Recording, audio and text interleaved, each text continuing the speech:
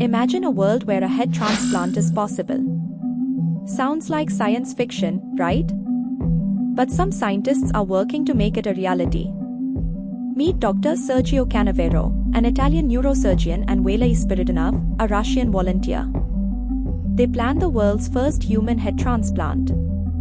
The procedure involves cooling both the donor and recipient bodies, severing the spinal cords, and attaching the recipient's head to the donor body. This includes connecting nerves, blood vessels, muscles, and more.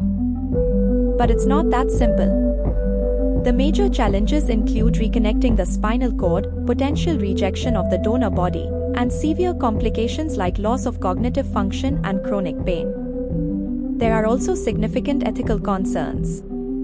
Is it right to perform such a procedure? What about the psychological impact on the recipient? To date, head transplants have only been performed on animals, with limited success. No successful human head transplant has been conducted yet. Will head transplant ever become a reality? Only time will tell. Stay tuned for more updates on this fascinating topic. Subscribe for more, like, share, and comment.